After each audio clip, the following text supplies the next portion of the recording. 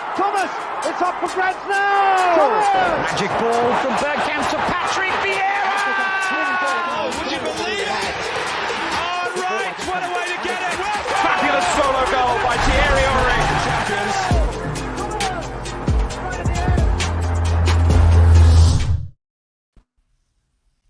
Good evening, everybody. Very, very welcome to an anxious episode of the Arsenal Lounge.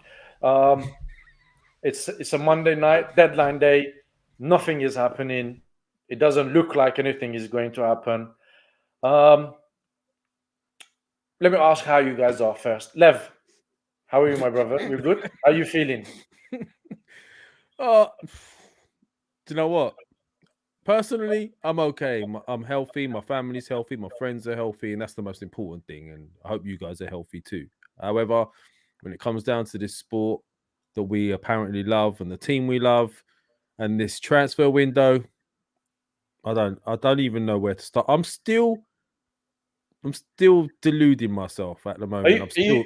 Are you still? Do you have a little bit of hope somewhere down there? Listen. Is coming? Do you know what? Logic is fighting me right now. Logic is telling me this won't make sense unless we replace someone. Yeah, unless we bring in a striker. Logic is the thing that is making me fight myself at the moment, right? Because we should be logical, but we're not being logical right now. And unless logic comes into play here, I'm going to be extremely disappointed. So my answer is right now, yeah, somehow there's something in me still clinging on to something happening last minute. Okay. Mo, how are you? You're good? I'm good. How you feeling? It's obviously a big day in the year today. The day where if you are self-employed, you have to submit your self-assessment return. So I'm glad that we've all convened to talk about that. Because if you don't submit it, you don't want to risk getting a fine and everything. So make sure you respect that deadline tonight and get your self-assessment done. And Mo can help you with that too. Just contact him after the show. He'll discuss it with you. Yeah. Well, apart from that, how are you feeling about transfer window? Are you like Lev or? I don't know what to say, man, because I tweeted a few days back and I've already started getting the stick. Arsenal will make at least one decent addition. Or the will was in caps lock. He had conviction. Yes, I've seen the tweets. And I'm already starting to get stick for that. And I felt like I feel like I understood. I feel like I know my club. I feel like I understand my club. And when I saw the work that Arteta was doing, I felt like that was in response to how the season has gone. I felt like that was in response to perhaps, let's say, being slightly above or ahead of where we thought we were going to be at this stage. And I felt that was Arsenal saying, we're going to go for this.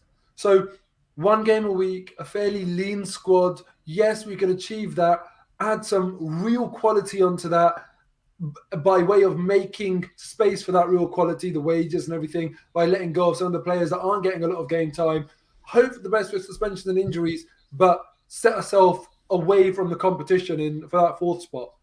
And I really thought it was very, very clear what they're doing. After doing such good work in the summer, why would they weaken the squad to the extent that they have, only to, instead of increase the chances, to decrease the chances of top four? They're jeopardizing our season now. All we need to do is look at which players are close to that 5 yellow card suspension. And then let's say, for example, that's a Gabriel. In fact, you know what? I don't know how many yellow cards he's got, but I'll check. And if we kind of look at that and say, look, he's on 2 yellow cards. By the end of the season, a crunch game, fighting for top 4, if he gets his 1-game suspension on that particular game, Ben White's injured, why are we risking this? Who comes in for those 2 centre-backs? Rob Holding and... No one. I would say Omar Rekic, but he's going out on loan as well. Exactly. Apparently, we were in for Titi, but he got injured. Yeah, but listen, Tom, I was going to say that. You're joking, but I was going to say even someone like Omar Rekic. But then you look at Maitland-Niles, he's gone as well. You look at Balogun, he's gone as well. And you kind of think to yourself, like, in every position, we are suspension, injury, COVID away. Pick 2 out of those 3 from a really, I will- really, really weak I will team. come to that. I will come to that more. We'll come to that. Tom, what about you? How are you feeling? How are you? Apparently, somebody said in the chats that you rated this window 7 out of 10. No, I didn't rate this though. I was doing the show with my members, and 2 of them said 6 out of 10. One of them said 7 out of 10. I disagree. They raised some good points. I disagree. I rated it a 3, and that was Generous, mate. Yeah, I was That about is to say, I thought it generous. was generous. But I'm sure we'll get onto some of the outs. Yeah. as But how to are the you reason feeling? for Are it. you like level? Oh, You got I'm gutted, low mate. above? I'm Because me and you gutted. had the I'm brief. gutted. We exchanged a few I messages. told you this morning we weren't signing Yeah. anyone. Yeah, And we said we. and I said in the agree. last show when we did our predictions, I said I don't think we'll sign anyone. Yeah.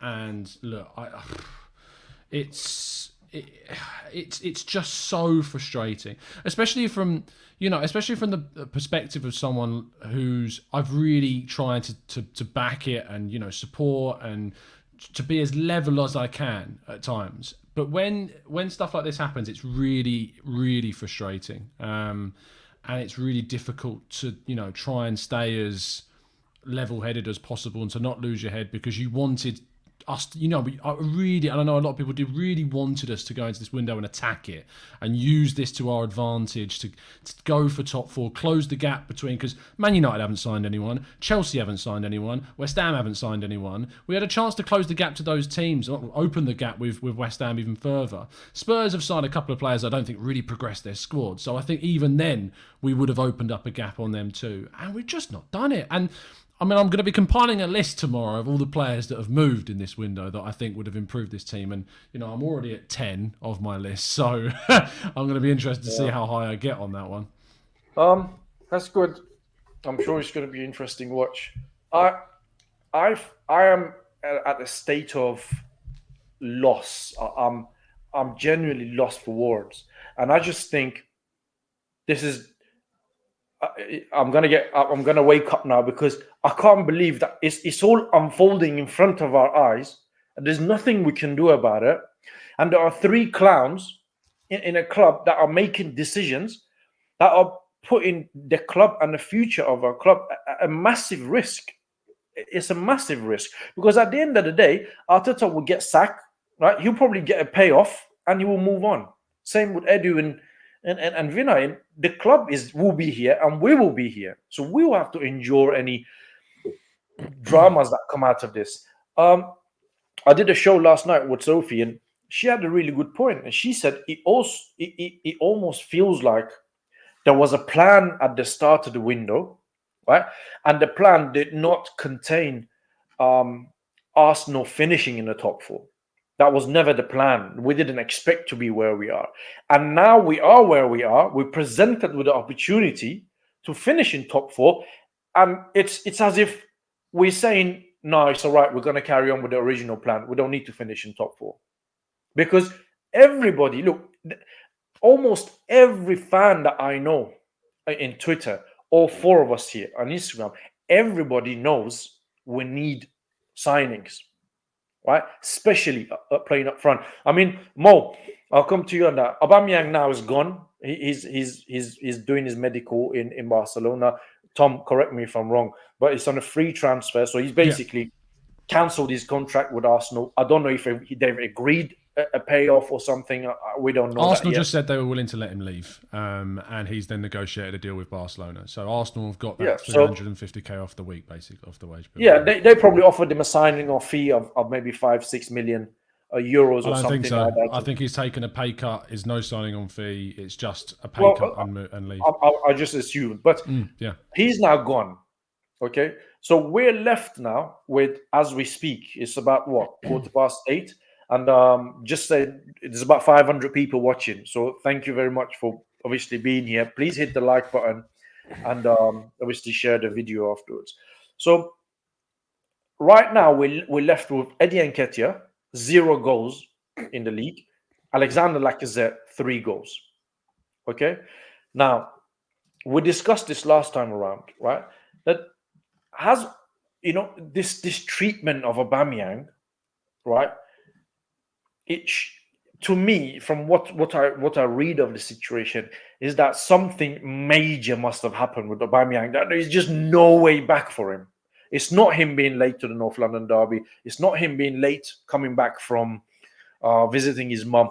Something so bad that Arsenal are just saying to him, you know what, off you go. After 1 year of offering him a contract, and it was Mikel Arteta and Edu who offered him the contract. So if there was a personality issue, they should have spotted it back then, not now, because his personality wouldn't have changed from then to now. Putting that on the side, okay, I'm personally extremely concerned.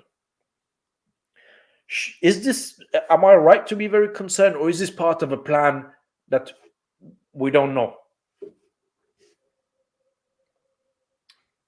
Who are you asking? Mo. Who's Mo? The silence sums it up. Listen, look, I am going to maintain that we will do something. Because no, we're not, Mo. We're not doing anything. Like, But Mo, it We doesn't have to be. This is just can't end this way. No, but listen. If Arsenal, right, okay, Mikel Arteta said, and I said this last week, he's put out on an interview, he said, it's very difficult for us. I think I was actually doing a show with Lev. He said it's very difficult for us to improve on the current players we have. And he's talking about his strike force. And as I'm astonished that he's finding it difficult to improve on Eddie Nketiah with 0 goals, whom we've refused 2 bids for, and he's going to walk away in summer for free. And Lacazette, who I'm a fan of, with 3 goals. And he's struggling to improve on that. Maybe what he was saying is they find it difficult to actually improve our team. Well, it's easy. Not because there isn't better players out there, just not very good at it. Between 2 of them. No, Mo, please make it make sense, Mo. What Lev's saying is that if Edu and Arteta are really bad at their jobs, they're finding it difficult to improve the team. Not that it's hard to find people that can improve the team. Maybe that's the right angle. Look, Gamirez, gone to Newcastle, could have improved us. That makes no sense at all. Right? We've refused 2 bids for Crystal Palace for Eddie Nketiah, and he's going to walk away for free. Right? I think we've left it way too late. Okay? Now, any decent player that you approach should Everton or Real Sociedad, for example, right? For Isak and Dominic Calvert-Lewin, they'll tell you, no, we don't have time to replace them. What are we going to replace them with? So no, jog on. And this whole Dusan Vlahovic thing now, it kind of maybe looks to me as if they knew all along he's not going to come to Arsenal. It was just a show to keep the fans quiet. Well, you know what? On the Vlahovic thing, I was very fair to the club. I didn't criticize them at all. I thought, fair enough, you've gone for it. You've dropped the money required early on in the transfer window. I thought they did it properly. Clearly, 0 contingency plan. And one of the reasons why I was convinced we would sign someone, and why I'm saying I still think we'll do something, because we have to. Tom, just hear it and don't crush my dreams. Because after you go and put that money on the table, the one thing that everyone knows is that you've got money. You've got money and desire to go and add to the squad. And then to go from Vlahovic to nothing, to me, is madness. Listen, right now, with 3 hours left of the transfer window, we're not going to do anything crazy. We're not going to go and get Isak if we're not already halfway or more than that through the transfer itself. What may well happen is a loan move, at best. And that's what I'm banking on, because, and I'm purely going on a logical basis. What they have gone and done to the team makes no sense. I want to address this, I have seen a lot of people talk about how the players that have gone have had minimal game time in the Premier League for Arsenal, and the fact that we've only got 1 game a week, only 17 games left. The point to that is, though, if we require people to come in, they would have been those people. I realise that we don't have that many games, so the chances of injuries are lower, but there's also chances of COVID. You have a red card. Pardon? A red card? Yeah, but even Arsenal never. You could go on the stats there. You can kind of say, well, how many times have Arsenal's left wingers got red cards in seasons? All of that can be quite rare. But the COVID thing, you have to prepare against that. And also, when people are saying that, Chambers only played 2 games, this, that, the other, actually, do you know what? A lot of these players, the games that they've played have been quite recent as well. Do you know what I mean? And I feel like you need to have them there. As I said to you guys before, if Gabriel and Ben White aren't available for that crunch game against Man United in April, which two defenders come in? If Lacazette's injured or suspended for that game or has got COVID, are we really banking on Nketiah to do the business? What if he's not having a good game? What do we have off the bench, for example? Traditional wisdom tells you that for a team to really go and challenge over the course of a season, you need 3 to 4 strikers that you can believe in to come and doing a job. Nketiah could have been part of that 4, but I'd say that he would be the 4th, or Balogun Nketiah, 3rd and 4th. So with half of the season remaining, Lacazette and Nketiah is simply not good enough. And Shaheen, you keep making the point that Nketiah hasn't got a Premier League goal this season. I really am baffled. There's certain positions where we can turn around and say, okay, perhaps we'll survive. We won't thrive. Xhaka, Partey, Lokonga, and El Nene. We can survive 17 games, 1 game a week with those 4, but they're not going to dominate any midfielders. Had we got Guimaraes, we would be saying, okay, we've actually improved an area of the team that needs significant improvement. But I'm looking at some of the other positions where now Chambers has gone out. I've never been a huge Chambers fan in that thinking he's going to make it the top level at Arsenal. But I can trust him to come in for 1 game at right back or at centre back. But now, who is our 4th choice centre back? Who is our 3rd choice striker? These are really, really worrying things. And we've seen young players on the bench recently where things aren't going right. And we've seen that the manager doesn't trust them to call upon them. People like Mika that was spoken about. People like Salah Dean. So I kind of think to myself, well, if they're on the bench, you don't trust them. Why aren't you getting people in their positions that you can trust to call on? And if you're not going to do that, what now this has become is a lottery. And what will really annoy me is that the final position will determine whether this was stupidity or genius on behalf of the Arsenal hierarchy. I personally do not care. The ends do not justify the means. If we finish 4th, this is still a horrifically naive, risky transfer window. And if we finish outside of that top 4 spots, then everyone will take that narrative. But the thing is, it is, by definition, risky, naive. And when I think about why, because I try and go back to logic, when I think about why we might be doing this, the only thing that I can think of, in all honesty, is that perhaps we're in a financial mess.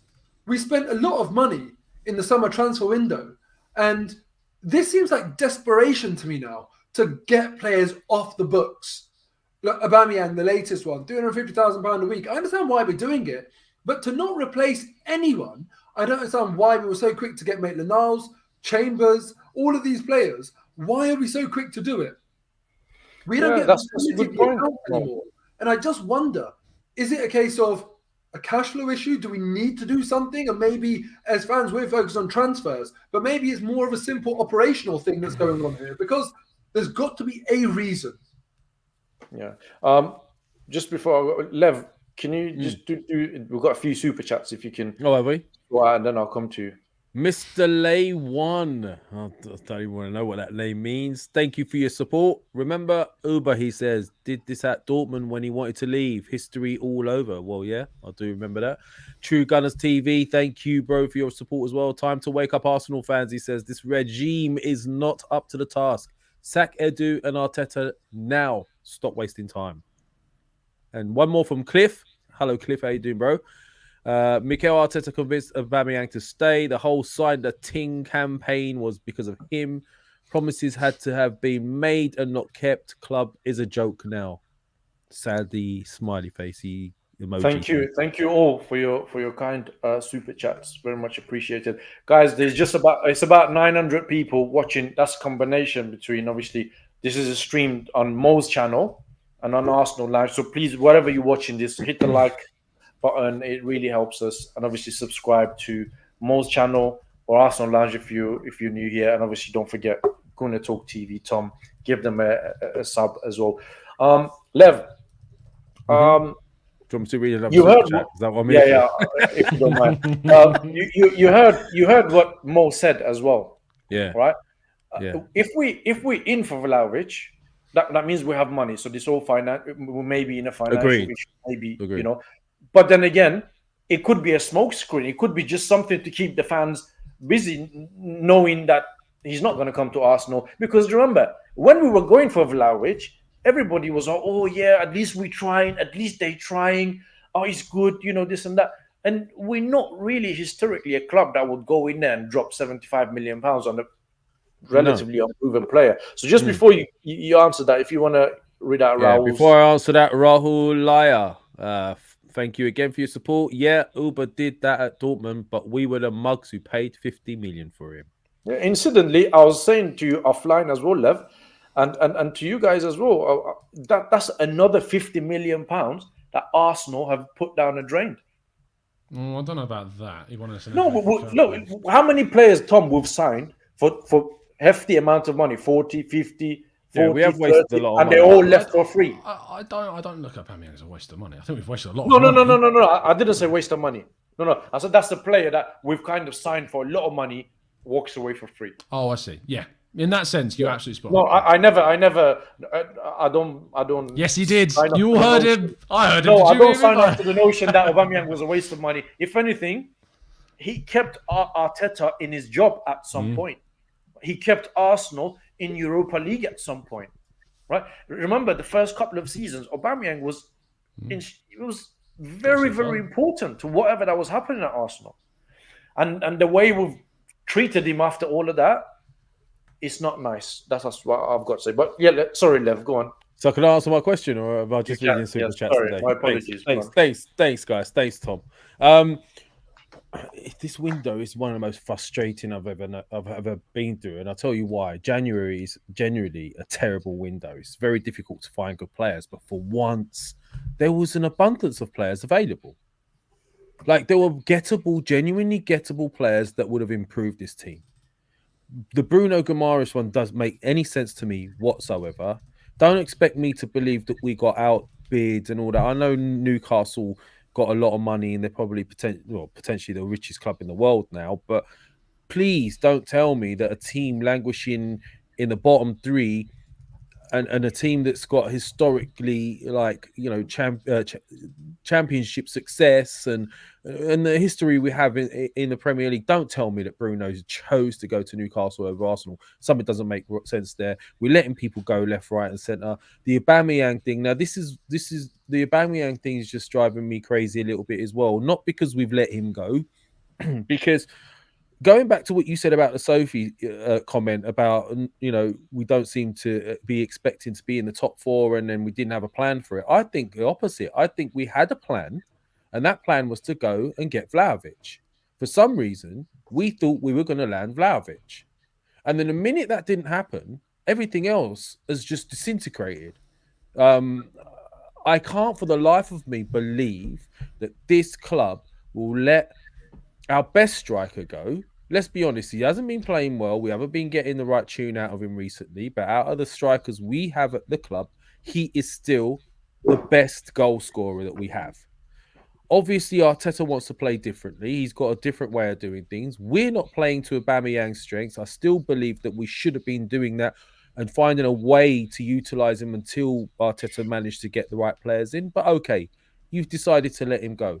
If you turn around now and tell the rest of these fans and all of us here that you're not going to replace him, you've just saved yourself just over 22 million in salary and you're not reinvesting that, there's a huge problem. Huge. Because we might have overachieved this season, but then that was your perfect opportunity to seize the day and make it happen ahead of time.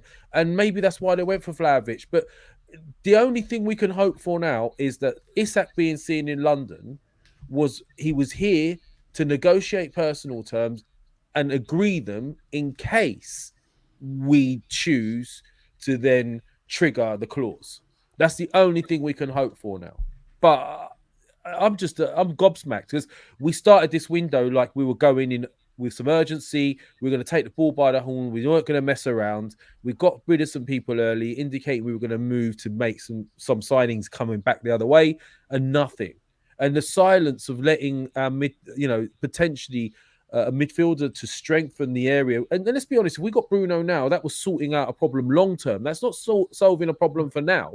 He would have been a player that would have taken over from Xhaka. He would have improved our midfield. And then we could have looked at the summer to see what we do next. At least that would have made sense. But we've weakened everywhere. It don't make any sense to me at all. So I'm expecting some last minute madness. If I don't see it, I think all hell's going to break loose. Me and Tom disagree. And just before we move to Tom, can you kindly do the last super chat from Perry? Yes, Perry, how you doing, bro? We having some conversations via comments, etc. as well. Good lad. I understand letting Aubameyang leave on a free transfer because we saved 27.3 million in wages, very specific, but it's ridiculous we didn't get a replacement in. And that's the thing. If you're saving that money, you surely should be reinvesting it. So, that is what it is. I'm sorry, I need to answer this as well. Why not? I do read your comments, man. I'm sorry. I've just been very, very busy at work. I promise. I will respond to the comments. Tom, me and you are on a side of the argument that nothing is coming in from now to end of the transfer window. You heard what Moh and Lev said.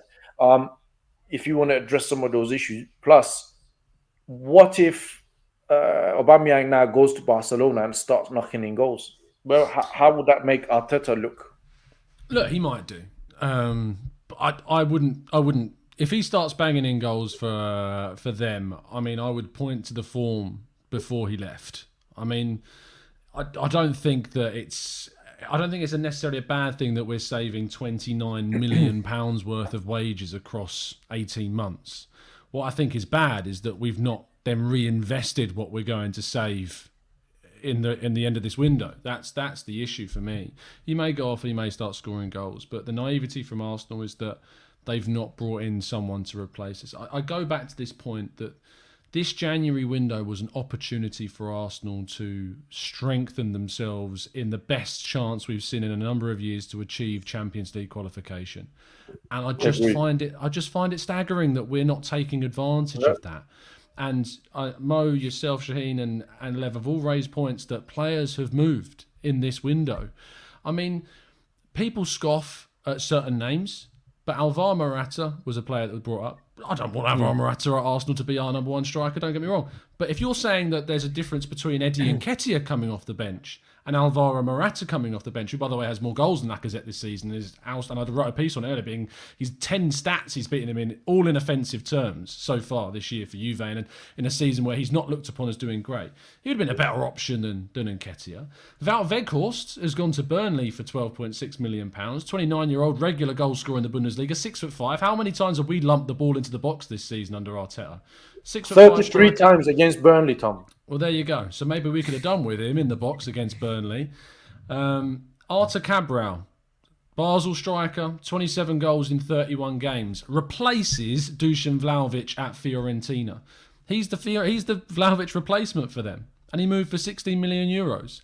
Are you telling me that he wouldn't do a better job than the players that we've got? And this is what I'm saying. There are players that have moved this window. It's not like we've been searching and like scrounging around the bottom of the barrel for these links. Players have moved. I just don't get. Yes, you see what you're saying? No. You see what you're saying? It boils my blood because it's so obvious, right? Everybody who knows even a little about football, even me, right? I know less about football than all of you, right? I don't claim to be knowledgeable in football and that, right? But it's so obvious, man, that you let so many players go. You know your players are not scoring goals. There's a fantastic opportunity to achieve top 4. Go out there. You just put a list. If you, no disrespect to you, Tom, right? If you can put that list together, right? The likes of Edu, Arteta, Vina, who paid handsomely to put lists like that together, they should do that. So why are they not doing it? I honestly don't have an answer. I do have an answer. The answer to your question is something I don't agree with, just to lay that out at the beginning before I explain. The reason why Arsenal haven't signed anyone this window is because whoever is making the decisions on the players, and, we don't know the honest answer to that because we don't know the inner workings of who's making the choices. But for the sake of assumption, Edu, Arteta might say who he wants. it's then up to Edu and Richard Garlick to negotiate a deal for the players that he wants, and then it's for the hierarchy to sign off. And we know that now from the way that they blocked the Artemelo loan, supposedly. Yeah. So that's the bottom line. The reason why I feel that they haven't, and I don't agree with it, is that they are going through this kind of change with recruitment, that if they are not 110% sure that the players that they're looking at or that are out there and are available will come in and have an impact, they just won't do it. They just won't sign off on it. All 6 players that we saw come in the summer, we can all, I think, agree that all of them have made an impact in some shape or form to where we are this season and have pushed us on from the season before, and I'm happy with that business. But I do think that whilst it's a good strategy to be 100% sure on players that you bring in, because it won't then be repeating the mistakes of the past, in a way, if you go too far the other way, you then create new problems that we're seeing in this window, that you're being ignorant of the opportunity presented by this season to achieve, Champions League football and not go for strikers or midfielders that could have improved us. So that's the reason, that's the answer to your question, Shane. That's why we haven't done it, but they're wrong to have done what they've done and not gone for those players. Shaheen, can I ask Tom 1 or 2 questions? He might. Can I just read out super chat inside before scoop? you... Oh, all right, yeah. I thought that was my job, but sorry, you can do it if you want. Sorry, Raul. Thank you for your kind super chat, my friend. Luka Jovic from Real Madrid. Anyone? We don't have a history of getting a player from Real Madrid on loan. We do have. We do. Yeah. I think again, I'll rather they wouldn't have sold him because Benzema's injured, so that's why that wouldn't happen. Go on, Lev. You wanted to ask Tom, I've heard that we've considered Morata, but he's turned around and said he wouldn't consider coming back to the Prem because of his past experience there. Do you know anything about that? And also, is there any truth? And not that it would be surprised me because it's the one. Well, then again, it wouldn't. Apparently, we also were in line to get Titi in. From Barca, and then he got injured. Are there any truth in either of those? I heard nothing about Umtiti. I don't know anything about that, so I can't say yes or no. I mean, I don't know why we'd be going for a centre-back other than the fact that we knew that Chambers or whatever was going, but that wasn't the priority. Morata, there was a report from AS in Spain that Miguel Molina, who is Arteta's assistant, spoke with Morata. He actually asked him to call him, didn't he? Well, I think he actually spoke to Morata on the phone directly and basically did a conversation because he worked with him at Atletico Madrid, I think. That's how they know each other. And he tried to convince him that this is the right place to be in. Like, he was looked at as a possible backup option during this window, but he wasn't convinced from the sounds of it. He didn't feel like it was the right move. I'm not sure if he wasn't convinced that he would be going from being, the starting striker, although Vlahovic was coming in, so it'd be back up to him, to being the backup to Lacazette. But that in itself is a worry, that a player of Morata's calibre, which I wouldn't consider, that much higher than Lacazette, and I would consider ever so slightly higher and not by much, is having concerns. But yeah, I spoke to Alvaro Romeo, who's the Spanish editor at TalkSport. Yeah, I watched the show yesterday. Thanks, man. He basically put out a really good argument for why Morata would have been a decent signing. Because a lot of Arsenal fans, as we know, are against it. When you first hear that link, your initial reaction is that really who we're going for, sort of thing? But actually, look, we have the chance to get in the summer. We know we have to go for a striker. Is it really worth paying 40 million over Alexander Isak's buyout, like what his market value is? When instead you can say, bring in a striker of Morata's quality who will score goals, because he does. It's not like he's not terrible. He's an okay striker, and he's better than an Nketiah. So it'd be better to go out and bring someone in on loan for 6 months, could give you a few goals, maybe the goals that you need to get you into the Champions League or as close to it as possible. And then in the summer, you've not overpaid for an Isak, and instead you can buy a better striker in the summer than him. And look, I think that made a lot of sense. But who's going to come to us that's better, Tom? Because if you are better, surely you're going to pick Chelsea, Man City, even Newcastle now. Newcastle in the summer window are going to be a totally different kettle of fish, right? They could outbid us on everything. I think personally we missed the trick. This was a chance to, all right, you pay a little bit extra, but if you're serious, you're not going to get anything better. I personally don't think we're going to get anything better in the summer. If they're a top 3, top 4, then yeah, and then we're going to have more suitors for Isak as well in the summer. Yeah, well, seeing how this transfer window is unfolding, I go back to the question that we did cover with Lev the other day on a show. That why Arteta was in America, and the more the transfer window is coming to an end without a signing, the more I get the feeling that he was there to wrap up his extension to his contract. That's my feeling. Or maybe it's this kid that we signed from Rapids. Maybe that was something to do with it as well. So why would a manager go there? Why would a manager go there to sign a kid from one of Kroenke's club to another? So basically, he's taking money from one pocket to the other. No need for Arteta to go there. You got Edu, Richard Garlick, Vinay. We'll never know, will we? I suggested it was because they were looking for sanctions for 2 permanent players rather than one on loan. But that's not Arteta's job. What's Edu there for then? What's Vinay there for? Well, can I just ask the question to you guys? Because again, this is something that I've asked to a few people because it was raised in one of the shows earlier on from one of my listeners. Has Arteta been backed this window? There's a lot. It's very quick to go, Arteta and this. But if all that Arteta has asked for is I want a striker, if he said to the board and Edu, I want a striker and I want a midfielder, and I want this player and I want this player, and if they've not been able to go out and get him, have they not? Has he been backed? Well, they backed him in the summer, Tom. Yeah, they did, and he is part of the recruitment team now. You know, so I wouldn't have thought that if he said he wants X, Y, Z, but if the club had turned around and said we're not going to pay for the players you want. What happens then? I know. Why would we go in? Why would we go for Vlahovic? Because he was the only one that he was the kind of the primary target, or we're led to believe. I mean, even saying that, Charles Watts, who knows his stuff, and is very well connected, maintains that he heard that Arsenal really weren't really in for Vlahovic this month, and that we weren't really pushing hard for him at all, and that from everything from his sources, he's heard that it was kind of it wasn't as. We weren't as in for him as so many other reports made out. And he's very, very well connected. So what if that is the scenario? And I said, I'm only putting forth a devil's advocate hypothetical question just because I'm as fuming as you guys are. I would say, Tom, is that they wouldn't have let these players go without Arteta's agreement to it. And if he's agreeing to them players leaving, then surely he would have said, well, okay, then I need to have a replacement. So he is part of the team that are deciding for these guys to go, because remember they promoted him from first team coach to the manager.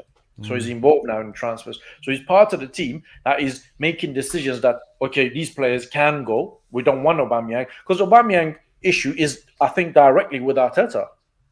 It seems like purely. I mean, now he's left permanently. Maybe he will release a statement, or we'll hear more. I don't think so. Maybe this Amazon documentary will show something. I don't know, but he's not attached to Arsenal if he leaves on a free. So, no, you look incredibly frustrated, man. Yeah, Mo, I was just going to come to you as well, because Mo, you're hearing everything you guys are saying. It's so obvious that what's going on. Look, why are they not signing anybody? The thing that I often try and think of, right? We get caught up as fans and as friends talking about the club, not just us four, but everyone, and we get caught up. And I think to any sort of external person, they'd probably sit there and they'd think, why do these guys think that they know better? Why do they think they're more intelligent or they're more knowledgeable than the people working at the club? So sometimes when that thought pops into my head, I think to myself, what are we missing? What are we not thinking of? These guys aren't stupid. I don't think that they're the best men for the job. I don't think Edu's the best man for his job, or Vinay, or even Arteta, or Josh Kroenke. But they're also not complete and utter idiots. They know how to walk. They know how to tie their laces. They're competent human beings. What are we... is it really as simple as that? That all the fans are right and that they're wrong? Because I'm asking this question because that's what it seems like to me. Yeah, it seems like they're acting like idiots. Yeah, it really seems like that. I love the way you said that. I'm so glad you went to Mo now, because he's been stewing. Right, he's clearly been stewing. That's exactly how I feel, and I'm thinking to myself that if I can see what's happening and what is needed, surely they can as well. So what is it that I'm missing that they know? And then this is why I say, is it that we're in a financial crisis that we don't know about? Because if I went out for a walk and I bumped into an exec at the club and they said to me, "Oh, Mo, do you know what? Don't repeat this, but they've messed up. Arsenal are really, really struggling financially at the minute. good job the accounts aren't public anymore. I'd be like, oh, that's why. Do you know what I mean? It would make sense to me. So I'm looking for some sense. It does not make sense to me. It doesn't stack up. Arteta, the last time he was asked, because obviously we haven't had a game for a long time, so there haven't been any press conferences, he said, if we need new signings to challenge for the top 4, he says, it's what we planned, but the market is difficult. It's complicated. We knew that, but it's a lot to manage, and we have to make the right decisions with players that we believe are going to really help us to try and bring in ones that can take us to the next level. Everything that he said there is talking about bringing in players, provided they're the right ones to bring us to the next level. He was asked if he expects incomings before the deadline. He said, well, we are certainly trying, but I don't know if we're going to be able to do it. Let's see. It's not only our intention, but a lot of facts are needed to happen. So he said, we're certainly trying, and it's our intention. And he's spoken about the need to improve. Now, when you hear all of that, yeah, and you're talking about moving to the next level, he's clearly looking at moving in the right direction. And instead, what has happened? We haven't even stayed stagnant. We've moved in the opposite direction. So earlier on, I keep coming back to this. When I said to you, if Gabriel and Ben White aren't available for that clash at Old Trafford, and Rob Holding is one centre-back, who's the other? It would have been Callum Chambers. With significant Premier League experience. Not the best player in the world, but significant Premier League experience. Has played with Rob Holding. They've got good chemistry. They like each other, you know. And now who is that? So forget about Arteta even talking about us improving. Now we've regressed. And this is what I can't understand. This is what's really troubling me. And this is why I'm really, really annoyed.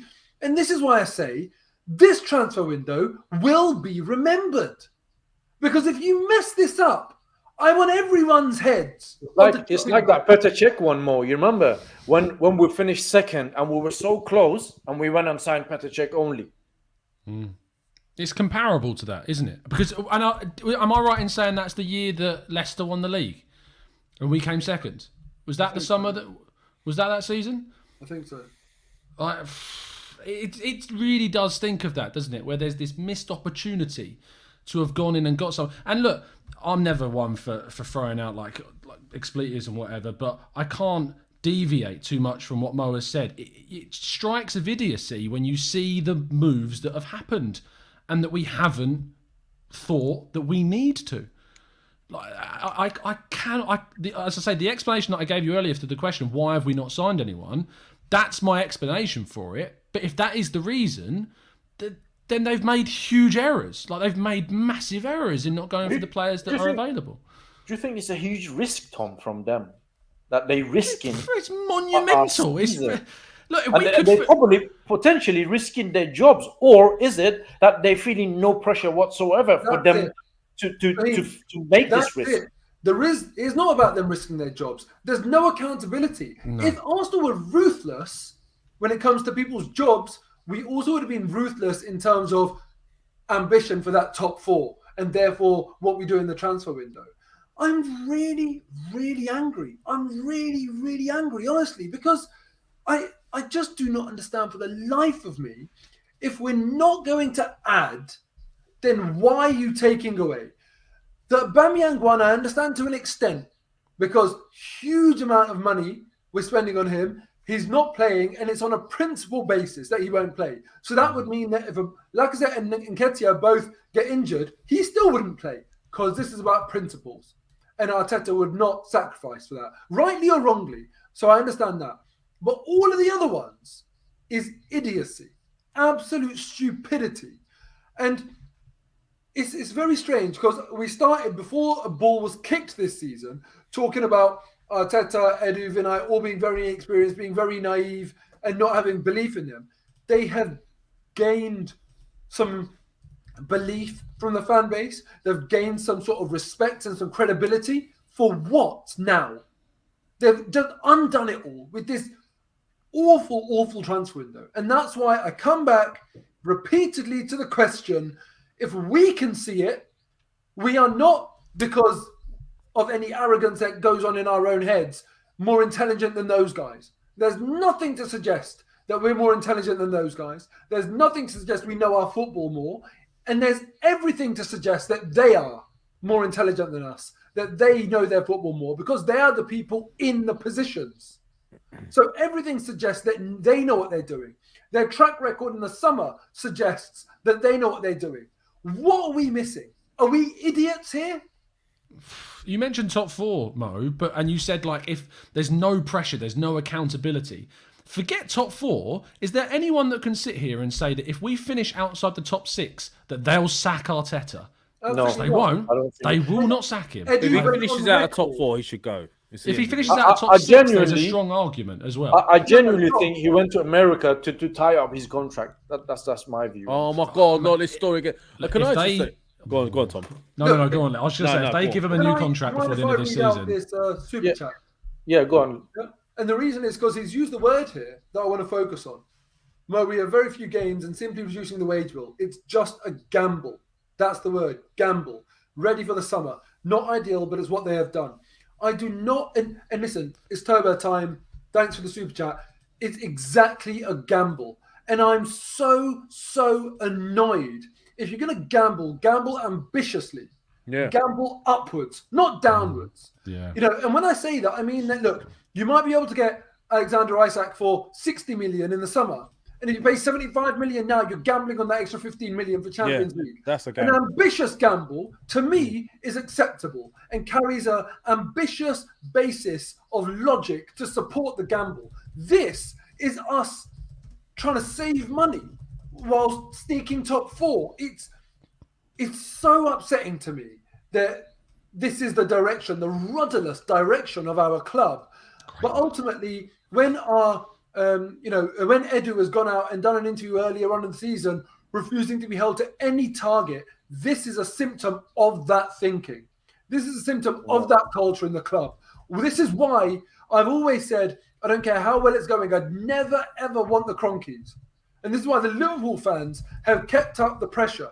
They've got a good chance of winning the Champions League again this season, but they've never, ever accepted those owners because now is the time for Liverpool to go and achieve incredible things, and the owners aren't backing it. And Arsenal, we're far behind Liverpool, but now's our chance to go and achieve something we haven't achieved for many, many years, and to turn the tables, turn our fortunes around in this non-Champions League spell that we're having after being there for 20 years. And look at this. Look at what our club is doing. And it really, really upsets me. You are not fit to be the custodians of Arsenal Football Club if you're gambling in such unambitious, cheap methods. If that's how you're going to gamble, that's what you are. You are gamblers. You are not custodians. I want to see the back of you. Shaheen, do you know what the worst thing is? Lev, I'm sorry, man. It seems that every time I come through the super chats, please bear with me. Let me just read this. I'm just going to... Sorry. It's not Thank you, Perro. No, I'm not talking for your super chat. Thoughts on Canada possibly qualifying for World Cup? Yeah, very good for them, but I think we've got more pressing issues. Go on, Lev, what are your thoughts on Canada qualifying? Go on. I get all the good questions. Leave Lev alone, man. Anu Parkar, again, thank you for your super chat, brother. We have to buy 3 strikers in summer, which is tough. And there is another one. Just bear with me. Here we go from Josh. Do you think Arteta's thinking is that even though the squad is thin, because we only have the league to focus on, that we can challenge for top 4? Lev, that's for you. I'm going to come to. There's another one as well. Just bear with me. All right, yeah. You just do your thing, Shane. Just let me know when you want me to say. Lazo, thank you for your super chat again. Disappointed at Arsenal. I think you can tell we are all disappointed at Arsenal. And Perry, thank you again for your kind super chat. We could have got Arthur Melo on a 18-month loan deal, or Lukajovic on loan. Even could have got Bentancur before he went to Spurs. Disappointed. Following on what Perry said, Lev, I have not seen Mo like this on our channel for ever since we started doing podcasts together, and I can see that he's very annoyed and upset. So am I. And can you make sense out of it? I think we're all annoyed. I mean, I thought I was hiding it pretty well, but loads of people in the chat were saying I look like my dog's died, or he's sad, or he needs a glass of wine. So clearly I'm not hiding it very well. And you're right, we don't usually see Mo so animated. He's very calm and calculated. Sorry about the accountancy pun there, but the fact of the matter is, we have gone out of everything else. What else have we got left this season? Please tell me. We got nothing left. We're out of everything else. So where is the ambition to say, do you know what? We're higher than we expected this year, right? We're ahead of the game.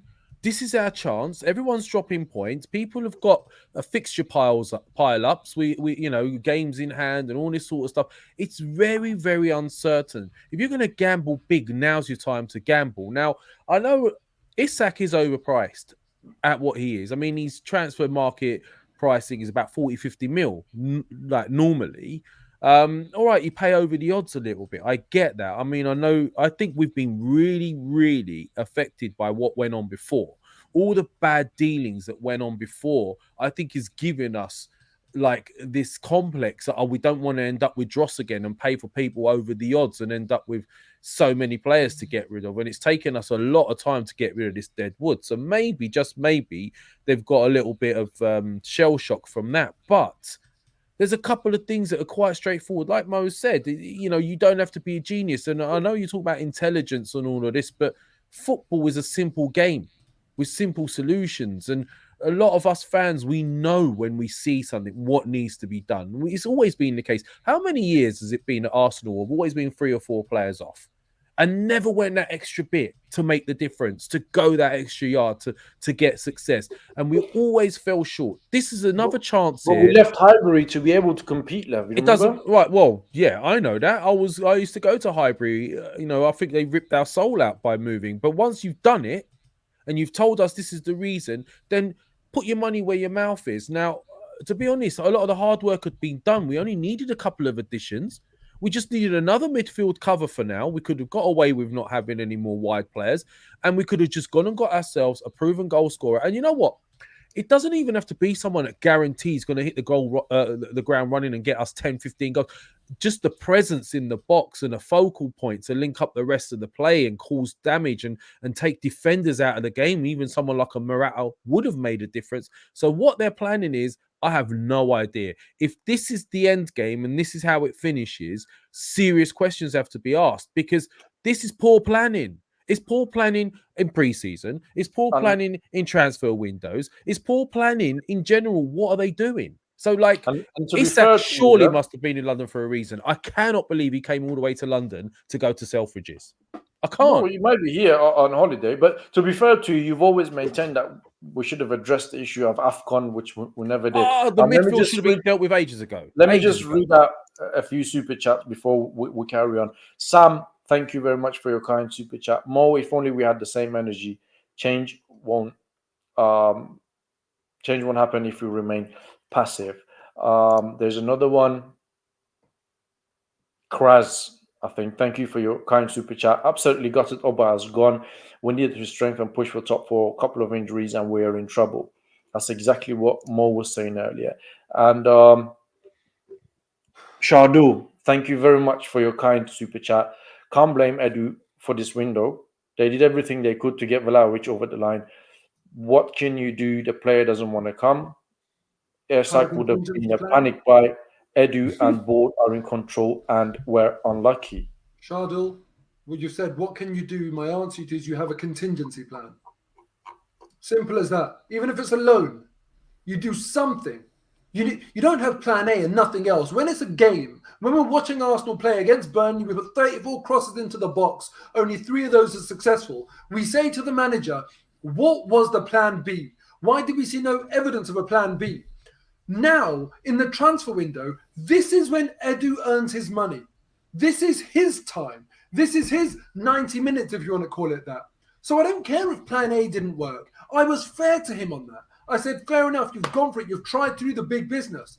But just like the manager, when it's his time to shine, when it's the players, when it's their time to shine, I ask Edu, I ask Vinay, what was your plan B? I don't see it. Yeah, well, and another one is time. It's turbo time. Best chance for top 4, and we blew it. Yes, couldn't agree more. We've got a combination of Arsenal Lounge and Mo's channel. I think we've got about 1,500 and something people watching. So please first of all, thank you for being here and watching us, giving us the time. Please hit the like button, subscribe to Arsenal Lounge, subscribe to Moh Haider's channel, subscribe to the Gooner Talk TV. We do this show Monday, 8 o'clock, every Monday, us four, and we discuss obviously Arsenal and everything Arsenal related.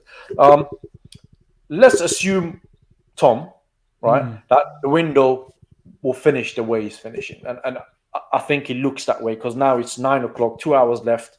There's not even a talk of anything that is gathering momentum. If it does finish like that, surely people have to be people will have to be held responsible, especially if we finish outside the top four. And another thing is, I agree with Mo on a point, and this is the point that I raised a lot of time in the shows before, that what is it that we're missing? So what is it that millions of Arsenal fans are missing, but a group of 10, 15 people at Arsenal, they know. So they know, and millions don't know. I don't. Do you know what is it? Look, there could be a number of things. We might not know, as Mo said, if there is financial concerns, if there is less money than we expected.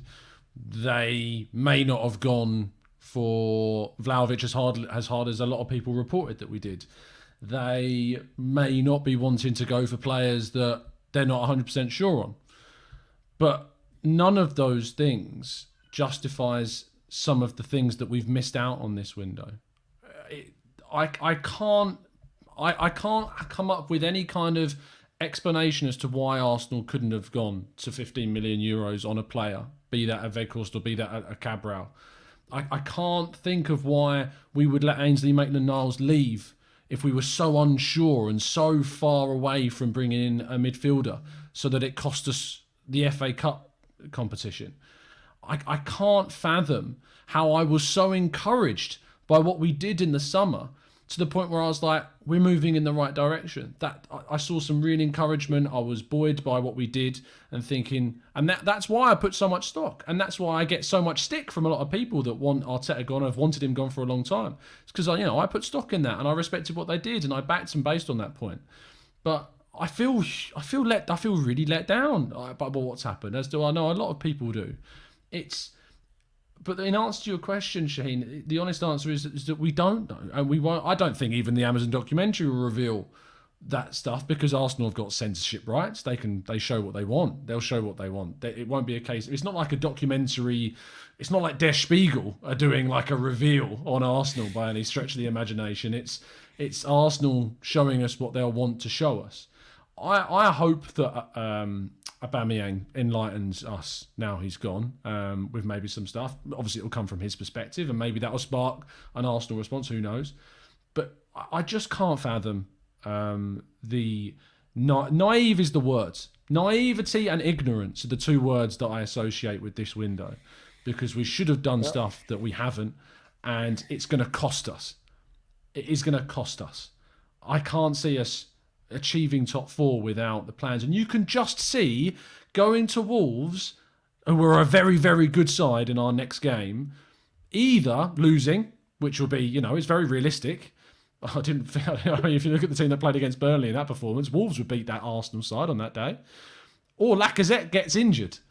And then we're in trouble, big trouble. The thing is, we're now in a position, and I don't know if you guys agree or not, we're in a position that we are possibly 1 or 2 losses away from a fan meltdown.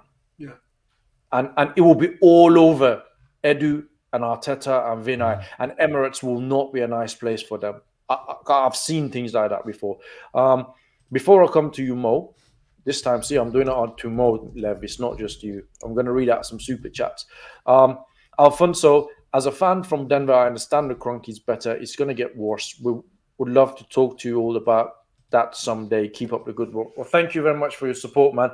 Definitely message us on Twitter, and hopefully maybe we can sort something out. Sean says, I can already hear the excuses. This season was a free hit. We can expect to compete for Europe with a young squad.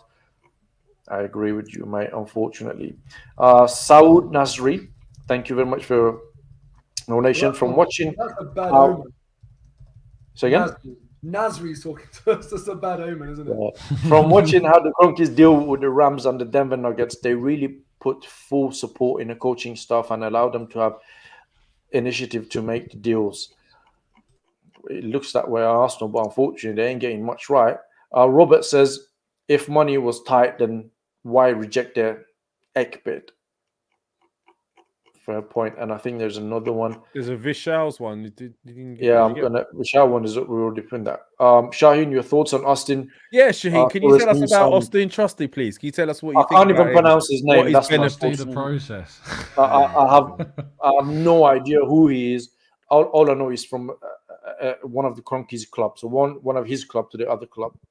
That's all. Why did Edu say he's planned the next 3 windows when he's done 0? And does the clear out guarantee that we get 100 million war chest in the summer? And our good old friend Wayne says 1 or 2 losses, Shaheen.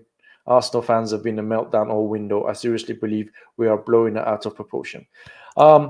Thank you for that, guys. Much appreciated for the super chats. I want to go back to kind of round things up more. With the interesting thing that just came out of nowhere, really, and I wasn't planning on discussing it. It just came out. There seems to be 0 accountability for anybody. As if, yeah, let's do that. And if it goes wrong, yeah, whatever, nothing will happen kind of thing will go on. Because if I felt as a manager or director of football that if I get the window wrong, it will have implications for me, there's no chance that I would move this way. Would you agree? Yeah, I would agree. I think there is a complete lack of accountability, lack of fear in terms of not doing your job adequately at this club. I think people feel very secure. And what I would say to a lot of people who are saying that we're blowing this out of proportion and 17 games left, 1 game a week, all that sort of stuff, where is that competition for places? You are highlighting that as a problem off the pitch in those positions where people don't feel any pressure. The whole point of having a squad is that it creates that pressure. People raise their game when they know there's someone ready to take their place. We saw Tierney dipped a little bit. Tavares came in, did okay. Tierney straight back at it. It had that positive impact on him. There is 0 competition for places. You tell me, how many people in the squad are really thinking, wonder if I've done enough to get my place in the team next game? It seems like the only place where there's true competition is Emil Smith-Rowe and Ødegaard. Either one of those 2. Other than that, who else? Yeah. And that is a bad place to be in as a squad anyway. And that's the first thing. The second thing is, as I keep on saying, suspensions, injuries, COVID. What the hell happens then? And I'm just, I'm still going to say it. We will do something in the next 2 hours because we have to. We have to do it. Tom. What if we don't, Mo? Mo, what if we don't? No, then the only conclusion is the really sort of fan-centric, arrogant one that we know better than them and they're actually all idiots. And that can't be true. That cannot be true. Top clubs aren't run with idiots.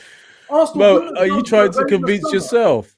Mo, you trying to convince yourself, or because that's what it seems like what we're trying to do. It's like none of us can believe what's going on. Personally, I'm with Mo on this. I'm still, logic is saying to me that if there's any game plan, is that if there's any intellect and logic involved, there has to be some sort of someone coming in, because we've let go so many. It doesn't make any sense. Can you do me a favor? Can you kick Tom off the stream? I'm getting so fed up of his smirk because he's so convinced nothing's going to happen. Kick him off the stream. I'm done with Tom. Yes. Leave him off for a minute. Now you know how it feels. One Tom. more outgoing, no more incomings. Yeah, well, you know what? I'm actually in the same boat as Tom. I don't really think, because he doesn't look. Kick him off the street. I actually can. Yeah, so there you go. There you go. So anyway, guys, as we were saying, I'll tell you what, Mo. We have seen things announced out of nowhere, like, Chambers Out of nowhere. Matt Ryan, out of nowhere. I honestly, mate, I wish I had the optimism that you had. I really, really do. Is it optimism or is it logic? No, and you're absolutely right. It is optimism, but it is based on logic, is what it is. It is optimism based on logic, because you're so spot on. We, as fans, with our limited knowledge of football, don't know how clubs work, never been inside one, don't know how to train a team, haven't never been a coach, never played the game at that elite level. But how can we sit here and know plainly and watch players move from one club to another for fees that we know Arsenal are capable of paying, and know that we should have gone for them? It's maddening. It really is maddening how we are not letting this happen, because we have no control, but just how we're watching this happen. Someone in the chat, Shaheen, someone in the chat has said this show is one-sided. It's not balanced. So I'm trying in my head to think balanced now. How can we balance out this show? How can we balance out this transfer? How can we balance out this transfer window? And the guy that said it, you come and tell us how we can balance this out. Because if there's some sort of justification, I'd like to hear it. I think the balance is that people are saying, and I get tired of these arguments because it's so unambitious. Yeah. So you will never achieve anything with these arguments. But the arguments are, our rivals haven't added. What have Man United done? What have Chelsea done? Our rivals haven't added. The answer to that is they haven't decimated their squads also. Yeah. We have decimated our squads. The other thing is that one game a week. I hear that, one game a week. It doesn't guarantee you no suspensions, no injuries. We've got 17 games left. Players are going to be on course if they track accordingly to get suspensions. Naturally, injuries will occur. What are we going to do then? We're so lean in our squad. So those are the two main pushbacks that we get. If that's what people want for balance, I'm not going to spit that rhetoric because I do not believe in it. What I believe in doing is understanding and preparing for worst case scenario. Within reason. I'm not saying that I need to know who our 8th choice centre-back is and he needs to be of world-class quality. Let's be sensible here. What I'm saying is that Rob Holding is far from world-class, but fine, I'm happy with him there. I even would have tolerated Callum Chambers being there. What did we gain by letting Callum Chambers go for no money? I understand it with Aubameyang. This is where I'm talking about balance. With Aubameyang, fine, I get it. The club, I see your angle. But with Ainsley Maitland-Niles, with Callum Chambers, I do not get it. Is the saving worth the risk? What? Do we have some sort of handcuffs on in terms of capital requirements? When we're paying the stadium debts off, we might have had some certain solvency requirements to say you need this much liquid funds available to you. What is going on that is making this club make decisions that clearly are not in the footballing interest? If you're going to come up with reasons and this balance thing, give me things that are in the footballing interest. This transfer window has not been in the footballing interest. Callum Chambers was not a bad egg. Why did we let him go? Shane, can I address something that Maximus has put in here as well? You guys don't address the real problem, as you don't want to be seen as negative, and I think that's behind the team. That's total crap, Maximus. I'm sorry, mate. Positive. It's total crap what he said there, because we have been negative and we have said it how it is when it matters. We don't sit here. It's not negative, Lev. It's constructive. Exactly. Listen. There's been negative aspects to discuss, though. There's been negative aspects to discuss, and we've discussed them on this show many times. This is a negative aspect. This is something that we are discussing. How we could be seen to not want to be negative or behind the team. I don't understand. There's nothing wrong. As a fan, you should be behind the team. And calling your own fans clowns, you should ask yourself if you're a fan. Because at the end of the day, we're all one fan base. But personally, we say it as it is on here. And the fact of the matter is, this is something we should have addressed a long time ago, and we haven't. We've said it way back before AFCON started. We've been saying it since October, November, December, and now we're here. There's nothing. So, what is there to talk about? Lev, what I would say is that don't seek out, Maximus, learn a lesson here. Do not seek out negativity. Negativity is not the right thing, and neither is positivity. You can very clearly see who the negative fans are and who the overly positive fans are, and frankly, they're both just nonsense. All I want to do is call it honestly and rationally based on some logic. If you want to see negativity, that's a problem in itself. Yeah, I would love Arsenal to go and do the business in the next couple of hours and be able to call it fairly, and that fair assessment of being a positive one. Because a positive, fair assessment will be a reflection of positive work that the club has done. This negativity right now that I'm feeling, that I'm conveying, is based on the fact that I have seen negative, literally when I say this, I mean it literally, negative work done. Because the work that has been done hasn't taken us forward. It's negative. And that's why now you're seeing negativity. But I don't want to be like this. Why would any fan want to be negative? My default position is that I'm waiting to give my club credit rather than waiting to give my club criticism, because I trust and hope they'll do the right things. Days like today, where we're an hour and 45 minutes away, it feels negative, so it will be negative. But I still hope they go and do something. Wow. Couldn't have said it better myself.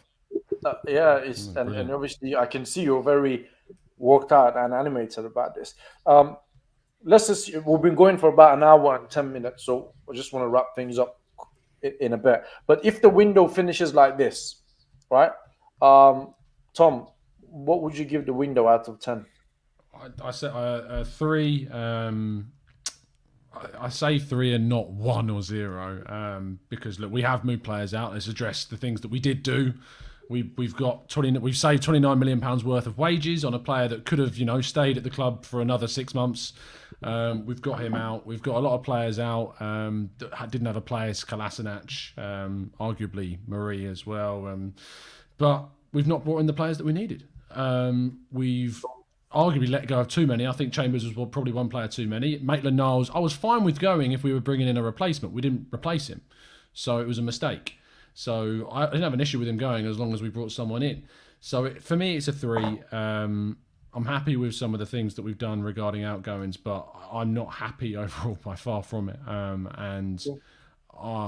Look, we've gambled our season. Whoever put that in the chat box earlier on was probably the comment of the day, saying we gambled our season, because that's what it is. It's a gamble. We'll probably, next Monday that we do a show, we can probably talk about the window in more details, because then the window would have shut, and we know exactly the business that has been done. If there is last minute things that will get done after this show, obviously it will be after that we can discuss. And if there is no business, then we can discuss the implication on the season, etc. This may sound like a silly question now, but Mo, how would you rate the transfer window so far if it finishes like this? Like a lot of the time when people do player ratings and they answer questions like this, football fans are very binary. They shout 0 or 10. You get a lot of 0s, a lot of 10s. You get a lot of balance with the answer.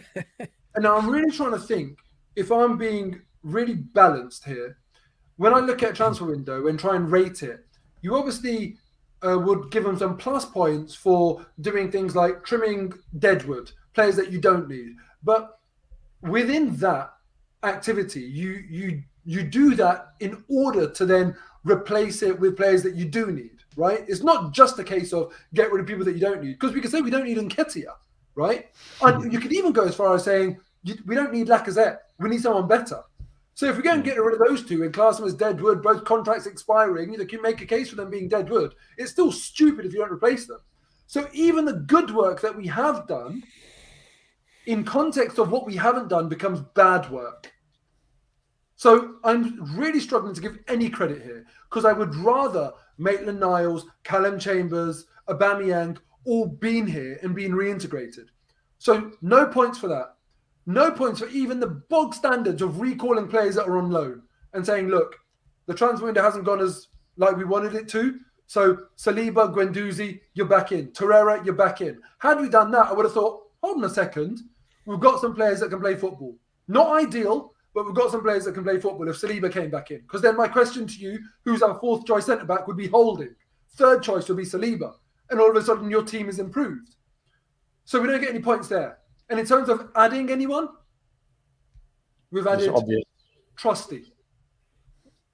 Does that get a point? And it's not even now, It's not I even know. now. It's next season. And that was going to be my point. So even if that gets you half a point, I'm sorry, he's on loan.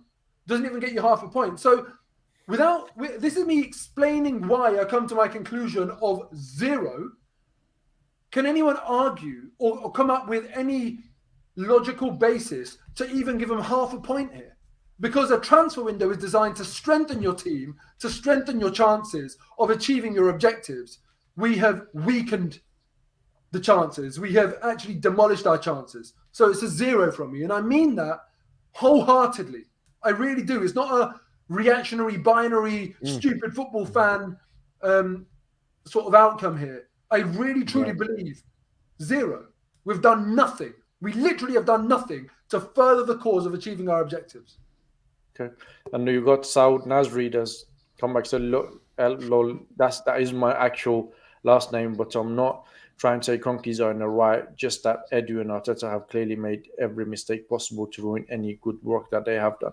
And that's exactly what the guys have said. Lev, what would you rate the transfer window if it finishes like this out of 10? I'd have to say 0. And I'll say that because I thought it started well. We started with some real sort of impetus, like in the sense of we were going for a big player, and that would have given them some points. The fact that we went for somebody of Vlahovic's level to indicate we're going for the right type of player, but from there on, it's been absolutely useless. It's just useless. Well, guys, we've let all these people go, so it's just pointless. Yeah, I mean, guys in the chat as well, please tell us what would you rate the window out of 10 so far. If you're watching this show on the replay, put on the comments what your thoughts are. Obviously, next week we can do a more comprehensive show on the window and how this will affect our season. But just to round things up, final thoughts and what would you like to see from now? What is it? 9:30. So we've got about an hour and a half. So from now, an hour and a half, Tom. Final thoughts on what you realistically would like to see. Come on, Tom. Give us something positive. I mean, realistically, what can you do in an hour and 40 minutes? Obviously, I'd realistically like to see a scenario where we've been completely and utterly bamboozled by the club and that they do announce something. That's what I'd love to see, Shaheen. I'd love to see that happen. I'd love to be proven wrong. But I'm 99.9 reoccurring% sure that isn't going to happen. Despite all of the, as the boys put it, logic that should tell us that isn't going to happen. And look, both Moh and Lev made a great argument for their 0 points, and I respect it. If you're going to throw in a number and come up with explanations like that, you've got to respect it. So, look, mate, we gambled our season. It's unacceptable and it's awful. And look, if we don't make top 6, if we don't make top 4, look, there needs to be serious conversations. It would be ironic, though, wouldn't it, if we do? Can you imagine that? We don't sign anyone, make top 4. It would be... I mean, you have to look at that as a hell of an achievement. Listen, Tom, the thing is, as I always say this, and it comes up with football fans so much, because football is such a results-driven business that people seem to think that is the be-all and end-all. So the ends justify the means for them. This is like someone in the Tory party saying Boris was right to do everything that he did if they get re-elected. Like, I'm sorry. If you can ascertain and judge whether something is wrong or right in its own context without the gamble element of what comes next. Yeah. This transfer window is not being good. No club is ever going to view this as a case study of a best practice transfer window. It's simply not a good transfer. Oh yeah, top 4 would be in spite of this window, without any shadow of a doubt. Yeah. Not because of, but in spite of. In spite of. And I do not want that narrative to be changed because it's very difficult. And this is where you have to be true to yourself as a supporter. You know, I always say that the term fan, that's for the fanatics. I'm not a fan, I'm a supporter because I'll support my club. Because every fibre in my body doesn't want Arteta and Edu to get away with this. Because if I was looking at any other business, I'd be saying, no, I don't want these executives to get away with this. I want there to be some sort of causality between the way you do your job and the outcome. You don't want people to just, chance it through life. You want the people that do things properly to be rewarded in life. That's just how my mind works, right? But as a supporter of this football club, I don't care. I want us to get away with it. But if we do get away with it, I don't want the narrative to be changed. I want people to realise, in spite of Stan, in spite of Edu, Vinay and Mikel Arteta, if he's truly part of this, as we believe he is because of his manager job title, I don't want people to think that, oh, they were right in the end. They were right in the end. It doesn't work like that. No. That is not the intelligent viewpoint. That is the complete gambler's viewpoint, where you chuck your life savings on one number out on a roulette wheel and say 1 out of 37 chance it came in, it was the right thing to do. It's not the right thing to do. If that's how you think, close your eyes when you cross the road. And if you get to the other side, it was the right thing to do. That's that dumb sort of logic I've got no time for. And what would you like to see in the next an hour and a half, realistically, Mo? I'd like to see the club prove me right, that they're not idiots, that we don't know better than them. Because why should we know better than them? We're just fans. And for them to pull something out of the bag in the next hour and a half. And I will say it again, they will, because they have to. Okay. Lev? I think Mo said everything for me. What I want to see is that we've all been idiots, we've all been panicking, and they've all got it sorted, and they're a lot smarter than us, and they've got everything in the bag. Isak, maybe he was here in London because he was sorting out personal terms and agreeing to it before we trigger his clause. That's what I want to see. Am I hoping? Am I believing it's going to happen as every minute ticks away? No, but I'm still hopeful that logic will prevail and will be proven wrong. That's all I can hope for. So that's what you've asked me. What I want to see. That's what I want to see. I want to see a signing of somebody who's going to make a real difference and push us to that top 4. That's it. Okay. Well, and obviously, if anybody care to know my rating of the window would be 1. Can we just move on? Yeah. Well, I thought that nobody cared, but my rating of the window would be 1, and just because they just saved some wages, that's it. There's nothing. And if everyone else. could put that in the comments as well, I'd like to see everyone's comments, what they think of the window ratings in the comments. Let us know. Yeah, and hopefully an hour and a half, as Mo said, to prove us wrong and to ensure that the next 17 games will not be a, how can I word this? Will not be a bad atmosphere. Because, as I said, we are 1 or 2 losses away from a toxic atmosphere, whether it's home or away. If we lose at Wolves, it's going to come down to Arteta, Edu hard. We're going to go back to the time before the window where, everybody was on there. Why are you not signing this? Why are you not this? Why are you not that? Because, as Mo said, we all can see something. If the window closes, they haven't signed anybody, and then our season starts to falter, then that means they're idiots, as you said, and they're not fit to do the job. So they need to be moved on. Whether they will get moved on or not, that's an entirely different show on its own. But we'll be going for about an hour, 20 minutes, a bit longer than what we usually do.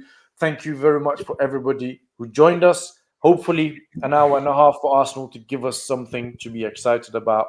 I'm not holding my breath, but please hit the like button, subscribe to Arsenal Lounge, subscribe to Mo's channel, subscribe to the Gooner Talk TV. We do this show, obviously, every Monday at 8 o'clock. Make sure you tune in.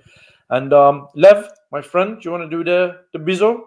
Big up to everyone in the chats today. You made me laugh with some of your comments, especially with the fact that Mo was fuming and how I looked and all of that. Tom got away quite lightly today.